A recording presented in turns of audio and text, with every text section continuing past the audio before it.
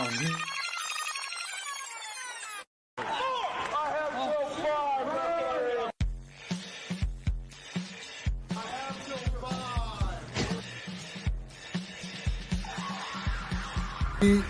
of Famer Tito Santana, hoping to give.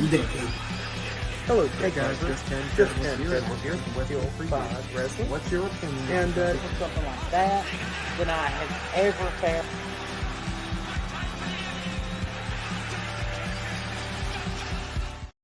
We can probably get anybody we wanted. Yeah, well, I mean, we're till 5. That's what we do. We're the podcast killers. Yeah, that's where the bad boys spawned. Yeah. Hello, beautiful people. We are back in studio. That's right. I'm the Notorious ATB. He's till 510. We're till 5 Wrestling. And we're here to give you 5 fun segments. Tonight's first segment goes out to our biggest fan, my wife, Crystal. This was for you. Can you feel the matitude? That's right, man. Crystal has always been a big fan of Matt Hardy, and truthfully, I have been too. Unsung hero of that era, I think, really. He is. Matt's the responsible Hardy. He is. He is. He had a couple, but... Well, Matt loves grapes. He bounced back a lot better than Jeff. I remember that was a lot of fun. When you look back, Matt's primarily known for his time with his brother. Yeah, they were great tag team. Hardy Boys were always phenomenal to watch. Yep. But Matt on his own was much more of a technical wrestler. Yeah, 14-time World Tag Team Champions in all promotions. WWE, TNA, Ring of Honor, WCW when the merger happened there. Technically. Everywhere you can think of. Except for AEW. Except for AEW. Jeff. Yeah. Could have been a 15-time Jeff. Yep, that's why Matt got offered a contract. That's true, and Jeff didn't. Yep. And that's why we're talking about Matt. Matt probably would have gotten a tag team title run with somebody else there. Yeah. Maybe he will by the time it's all said and done. You've heard us talk about the Hardys before. Yes. Flip side, face off. So we're talking about Matt. Matt, we both really loved Matt and his Mattitude era. Yeah, like 2002 to 04, kind of. He was doing the Matt facts. I loved the Matt facts. Running around with Shannon Moore. Yeah. Crash Holly. Matt hates mustard. Matt does hate mustard. Yes. Matt has a heated toilet seat. Crash Holly was also a great part of that angle, dude. Yeah, Crash and Shannon bumping all over the place for everybody was great. And then him being the Cruiserweight champion during that run was a lot of fun. Yep. We also had Matt being the heel that tried to kill Jeff's dog. Later on. That happened. As a solo run. That was fun. I really liked when he got fired and came back and attacked Edge. The whole Edge feud over Lita. Yeah, that was great. A lot of fun. The lines were really blurred. I really feel like Matt probably should have came out ahead on that one. Yeah. Like the good guy should have won. He won the United States Championship a few times in that run. MVP, right? Had that awesome feud with MVP. They were shooting basketball some weeks. That was a really cool feud. And then you had, you had his ECW run. Yep, ECW champion, Matt Hardy. Yeah. And that was the first world title. Yeah. But then, to me, that didn't count. Matt continued, Matt was a lot more fun on his own. Yeah, I agree. Because then we got Matt Hardy in TNA. Cold-blooded Matt Hardy that had braids. Yeah, that was an interesting look for Matt. Oh, it was stupid. Yeah. But eventually... I like his gear. The gear was awesome. Well, he kind of kept the gear. Yeah. Eventually, he becomes... Came back with the jacket. A TNA champion. Yep. TNA World Champion there. I believe a 2-time TNA champion, if I'm not mistaken. Okay. 2-time TNA champion. Goes to ROH. Yep. Becomes the iconic Matt Hardy there. I love iconic Matt Hardy. With that title belt that had, that was so much fun. Well, then he brought iconic Matt Hardy to TNA when he came back, and he sort of became like Big Money Matt Hardy. Money Matt Hardy was a lot of fun with Ethan Page and Rockstar Spud. See, this was after I checked out. TNA was in dire straits. This is around 2014, if I'm not mistaken. Okay. TNA was in dire straits, but they had Eli Drake, LA Knight, and Matt Hardy and Ethan Carter III, EC3, keeping that train rolling, and they did a great job. Wasn't Lashley still there? I think for a bit Lashley was still there. Yeah, they didn't have much. Lashley was still there. Galloway was there too. Drew Galloway. I would read occasionally about what they were doing. Drew McIntyre. Yeah, that's MVP was there. Yeah, he didn't show up till 2015, I think, but around about the same time. Matt Hardy. Sorry. Matt Hardy. Yeah. Anyway. Hey. Yeah, here we are. So Matt, honestly, peak of probably any Hardy solo career becomes Broken Matt. Yeah, Broken Matt is everyone loves Gold. it. Yeah, it's except, amazing. Except for Crystal, she hates the delete. I loved it. Yeah, And it's it so much breathed fun. new life in his character. Matt reminds me a lot of a guy like Chris Jericho that can just continuously reinvent the wheel and somehow find a way to get over. You even take he's had these issues with his back and his hip, and he took that and managed to adapt his style. Yep. And he's still going. He's still hitting his spots too. Yeah. Most of the shit that he was always doing, the side effect and the you get one a match now. Yeah. And that's which is how it needs to be. Yeah. So to me, Matt Hardy needed a little bit more respect on his name. Yeah. And that's why folks. That was Matt Hardy. We're Till 5 Wrestling, and we are sponsored by Stover's Liquidation. Our good friends at Stover's invite you to come see them at 481 Tulsa Road in Oak Ridge, Tennessee, or call them at 865-523-4449. They are open until 6 p.m. and closed on Sundays. They're available 24 hours online at www.stoversliquidation.com. Now, we're doing this women's tournament. Yeah. And we've got one right here hanging out with us. One of our favorites. Yes, one of our favorites who made the tournament, but there's really not a lot to talk about with her, but she still needed a segment here, folks. She is simply timeless. She is Toni Storm. Right there. Now, Toni Storm, she began her wrestling journey really young. She started training for wrestling when she was 14 years old in Australia. She eventually moves on to England because that's where the scene was a little bigger pre-pandemic. She moves on to England. Fun fact, I thought she was British. Really? At first, I didn't know. Really? Yeah. Yeah, I get it. I had heard about her from British wrestling. Especially a timeless character. She's sort of doing that voice. Well, this was before she came to AEW. In Progress and all that, though, when she was wrestling those British promotions. What Culture Pro Wrestling and Progress she was. Yeah, but when she got to AEW, I was like, oh, she's Australian, not British. All right, cool. But she signed with WWE in 2018. Yeah. She competed in the Mae Young Classic in 2018 and won. Okay, I believe that was the second Mae Young Classic, if I'm not mistaken. Yeah. And she became the first ever NXT UK Women's Champion. Pretty interesting. She then moved. Almost like before she got called up to the main roster, somebody was really fond of her. Yeah. Really. Now. And then she moved up to the main roster, and that didn't last very long. She got a pie thrown in her face, famously, is the big thing that they've all made fun of a lot. Because Vince McMahon was in charge. Yep. And he doesn't push women. She requested her release from WWE in 2021. It was granted, and shortly after, she was a social outcast at AEW. Sure. Not long after that, she became timeless Toni Storm, and has honestly been the best thing in wrestling for the last few years. 100% agree. Do I expect her to win this greatest women's wrestling She of all just time? might do it because she's so over. I don't think she'll win it. I don't think she should. No, but I do think that she could be the best female sports entertainer. I think she will be it'll be very surprising. I think she'll go a lot further than we think. We'll find out on May 30th. We will. May 30th. That is the new date. Yep. 7 p.m. Same time. Yep. But speaking of timeless Toni Storm, we're building up to her opponent at All In with the Owen Hart Invitational that will be ending at Double or Nothing. Now, some newer fans might not realize how important Owen Hart is. So, very folks, important. This is Owen. Owen Hart, mostly known as Bret's little brother. Yep. And he kind of came in as the Blue Blazer at first in the WWF. Well, I think that we would be remiss if I didn't force us to talk about his New Japan run. Wait, you mean Pam wants to talk about Japan? I love talking about Japan, Aaron. Japan. Why don't I, ATB? I'll talk about it right now. He started wrestling when he was 12. All right. He was training in the Hart Dungeon when he was 12 years old with Stu. He ended up working Stampede in the 80s, and then he went to New Japan, and he had some amazing juniors contests with Tiger Mask, Pegasus Kid. You know who Pegasus Kid is? Benoit. You're damn right it is. Yes. And great stuff. Yeah. Then he comes to WWF with the Blue Blazer. I'll touch more on Owen's time in Japan at some point, trust me. So he becomes the Blue Blazer, and it's a superhero gimmick. Yeah. And that's okay. Kind of his start of time in the WWF. It's not known as being Bret's brother. He is part of the Hart family. Eventually, they do make him the Rocket, Owen Hart. Right. And he still is just a opening curtain jerker act. Yeah, he's a mid card at best. Until they slap him in a tag team with Coco Beware, and he High becomes voltage, high energy. high energy. Okay. High energy, sir. And they really don't do much. No. But they looked cool. I love They had an the interesting, very the 90s parachute look. pants. Yeah, very it was 90s. great.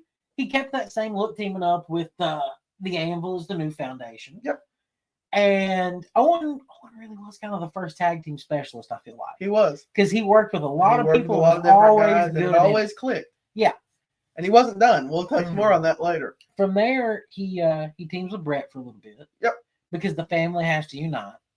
And then, of course, Brett tries to overshadow Owen. Now, we've talked all about that storyline on this show. Great storyline. Great storyline. Yeah. And let's face it, Brett tried to overshadow his little brother, Owen. Brett would never do that. He did. He tried to. He couldn't. Right there. Owen Hart. There's Owen. It's not signed, but it should be. Oh. There's Owen. Brett's right above it. Damn it. Oh. There he is. There you go. Rob Schamberger right there. Shout out to Rob. Yeah. The Owen right there. So, Owen then, he kind of made his mark first as a solo, for the first time as a solo star, wrestling with his brother. Yep. Has a great storyline, ends up coming out of that and joining with Camp Cornette. Right, which was a lot of fun, where he teams with Yokozuna. That's right, which we've also talked about on the show. So much fun. Very short-lived. We were surprised when we did that segment how short-lived that was. It felt like it was a lot more. Yeah. Yeah. It was so much fun. It was like a thing. 4-month thing. And it was the fact that they were against the two dudes with attitude, I think, kind of pushed it. It was very because cool. it made it the main storyline for a while. Really made Owen look good. Yeah. So Owen teams up with Yoko for a little bit and then starts teaming up with Davey Boy. And I feel like that is Owen's best tag team. I agree. There. Owen and Davey Boy, they rode that Hart Foundation train. They were the tag team for the group. Well, also, during that time, Owen was the European champion. Get a lot of singles rubs. He broke Stone Cold Steve Austin's Intercontinental champion. Intercontinental championship. Yeah. I'm sorry. And a 2-time Slammy Award winner. That's right. Yes. So Owen, he did have his solo runs, but I was just running through his tag teams. Yeah. I was just trying to stay in order, trying to stay on fine. top of it. I'm notes free. That's okay. I need the notes because I like to give the people what they want. Facts. Fuck you. Yeah. Fuck you and Bill Goldberg. Anyways. Piece of shit. Excuse me. Yeah, pardon me. That's winning 5 Stovers Hail Marys right now. Sorry, Stovers. So, anyways, Owen Hart, he, much like us, he was a ripper. Owen always loved to do jokes. And that's why he was so beloved backstage. Yep. Owen, he didn't mean to break Austin's neck, and I don't think Austin ever held that against him. And that really probably cut short Stone Cold's career. It did. By several years. That wasn't the only reason, but it was one. Yeah. Well, one big one. He came back too quick. And his neck continuously got injured after that. That was probably the beginning of his downward spiral as far as injuries go. So Owen had rode the Hart Foundation train, and then the Montreal Screwjob happens. Brett leaves, Davey leaves, Anvil leaves. Owen joins the nation. Says, I'm going to stay here. Yep. I need this income because he's going to ride out the last contract he has to retire and be a firefighter and be with his wife and children. That makes me so sad. So Owen sticks around. He becomes the Broken Heart. Owen Hart at first. He fights against DX for a little bit. Yep. I loved it. I wanted Owen to win the belt. It was time. This would have been the perfect time to do it. Instead, he wins the European title. Yep. Ends up not long after that just kind of kicked aside and joins the Nation of Domination. Where he came out with the coolest singlet anyone has ever wore. The Danger The Danger one, because he's not a nugget. That's right. Yeah. I'm not a nugget. That is the coolest singlet in the history of wrestling, in my opinion. Quote me on that. So, Owen's part of the Nation of Domination. They have the infamous Jason Sensation mocking them with the fake nose. I love that stuff, man. Yeah, that era of mocking. That was a great era. Segment's not over. Jinx. Oh, that's because we're till 5. So that's right. Yeah. So Owen, he joins up with the Nation again. Doesn't really do much as part of the Nation. From there, he becomes a tag team with Jeff Jarrett. That was fun. It was a lot of fun. Managed by Deborah, I think, right? Deborah still managing them. Deborah was managing them. WrestleMania 15, they actually defended the tag team titles against the winners of a Battle Royal. The winners of the Battle Royal were D'Lo Brown and Test. What an interesting. Well, the reason that this matters to me, the first time that I went to an autograph signing, it was Jeff Jarrett, Miss Kitty, and Test. And I had Jeff and Test sign my WrestleMania 15 t-shirt. That's cool. So that's okay. Yeah. All right. That one I always remembered. I loved that tag team era. And because that was Jeff Jarrett's best friend. Like that was, you could tell that those two guys genuinely cared about chemistry. And then Over the Edge 1999 happened. Right? It was 98. 99. So Owen is back as the Blue Blazer. And he's been doing that off and on for a minute. Well, we knew it was him. Yeah. That was a bit. But he was going to defeat the Godfather and get rid of his hose. And the Blue Blazer was going to save us all. So Over the Edge happens. And Vince McMahon hires, according to the books that I've read, written by Martha Hart and others. Who wouldn't know? Vince hired a crew that did not have the right carabiner on the back of Owen. And that crew had lied and said that they knew what they were doing, but they didn't. And Vince didn't double check. No. Owen starts flapping his wings or his arms like he's flying down. Carabiner releases 40 feet, chest first, onto a ring post, killed instantly. No, he wasn't. No, actually. Well, pretty much he died at the hospital. I thought he died on the way to the hospital. He was breathing. He died at the hospital. He was breathing. He wasn't conscious, but okay. Based on accounts, he was still breathing at that point. Point being, Owen's dead. That's the point. Owen dies after this fall, and he shouldn't have. Should not have been. I was watching the pay-per-view. What a stupid stunt! And I thought that it was fake. Yeah. Well, that's some shit Russo would have done back then. Honestly. Yeah. The next day, my brother woke me up and told me that Owen had passed, and I was shocked. Now we have a memorial tournament for him, thanks to Tony Khan. Thanks, Tony. Because we're getting Tony actually likes wrestling. Owen's legacy was necessary to the history of pro wrestling. Damn straight it was. So Owen Hart, best friend was Jeff. Yep. Came into wrestling as come into the WWF and left as the Blue Blazer, ironically. Yeah, that is interesting. I hadn't really thought about that. Yeah. Yeah. I really thought about that. So, when somebody's confused about who Owen Hart is, maybe you should do a little research. What kind of matches would you recommend that they check out? Oh, check out that Stone Cold match, man. Was it SummerSlam 97? It was 97. It must have been SummerSlam. Yeah. Great stuff. That was a lot of fun. I really like pretty much any of Owen and Davey Boy as a tag team. Just take your pick. Those two guys are the perfect tag team. Go check out Owen versus Tiger Mask in New Japan if you can track it down. It's probably out there on fantastic. YouTube somewhere. Yeah. But I guess that's 3. Yeah. And maybe we need to talk about another woman that's in our women's tournament. I think we're talking about one of your favorite women. One of my favorite women. Maybe your favorite women's wrestler. Quite possibly. Miss Hardcore Country herself, Mickie James. So, yeah, I love me some Mickie James. Yeah, she's great. Yeah, she's always been a great performer. Yeah. Way ahead of her time. Absolutely. Yeah.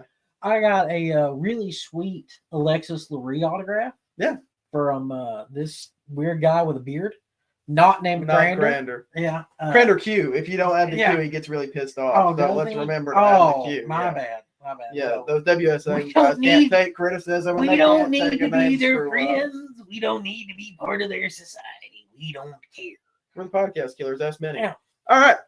So let's keep trucking. Mickie James worked in TNA and Ring of Honor. Yes, as Alexis Lurie. Yep. She had worked with Punk there. Yep. Worked with Raven. That was cool. Yeah, a lot of fun. So her first real push, though, real like mainstream moment, was right off the bat in WWE. Yeah. She comes in. Trish is like #1 obsessive stalker fan. Yeah, has a great match at WrestleMania 20 with one of the most awkward moments in it where Mickie licks her fingers. Yeah, that's been edited out, guys. Yeah. Somebody may have that. Good luck. Yeah. So I'm honestly surprised at the time that well, they managed to stick with Mickie after that. Yeah, they've done a lot of things sticking with Mickie, surprisingly. Yeah, well, when you think about it, she's great. Yeah, she's a great wrestler. She's always recovered. She has always been there. And that wasn't, whatever. She's always there to help develop the new talent. Yep. She's a great worker. She's a great talker. She's not a bad musician. Kind of like if us. you like country music, hey, you like country music, #1 hit on the charts right now, Billboard for country podcast in Kentucky. Waffle House. Yeah, we're the top song on the Billboard Top 40 Kentucky podcast country songs. Weirdly enough, we were the only one. Yeah. So, by we managed to knock Good Grief out of its #1.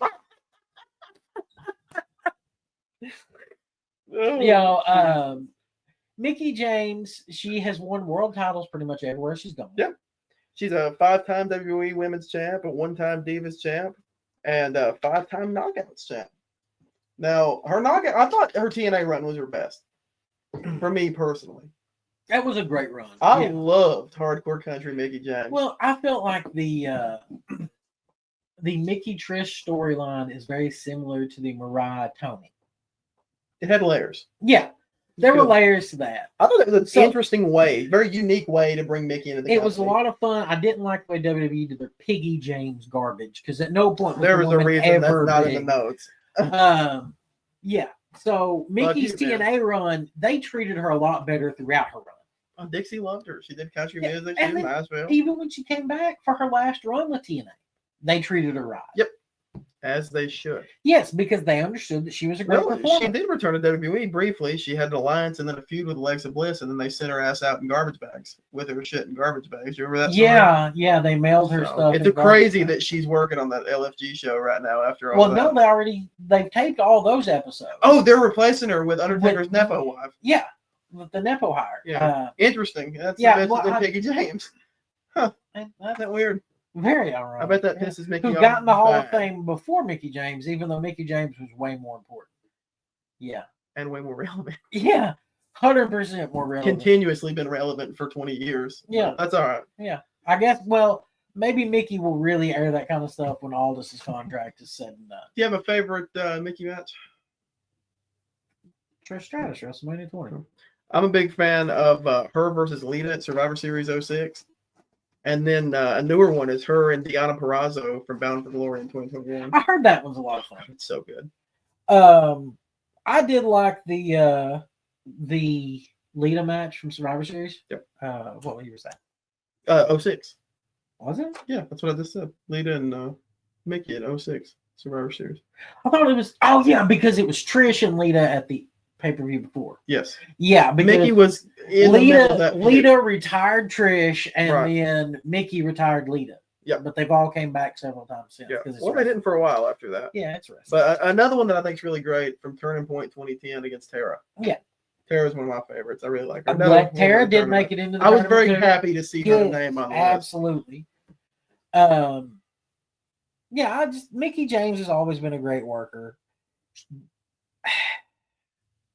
Her stuff with Awesome Kong was a lot of fun. Oh God, anything Awesome Kong. Turn to gold, baby. Turn to gold. I think that Mickie has a chance to go far. She was actually the third person to get locked in to the tournament. Yeah, because I knew on so many lists. Yeah. So I hope that we get Mickie James to go further here. She may. Yeah, she may.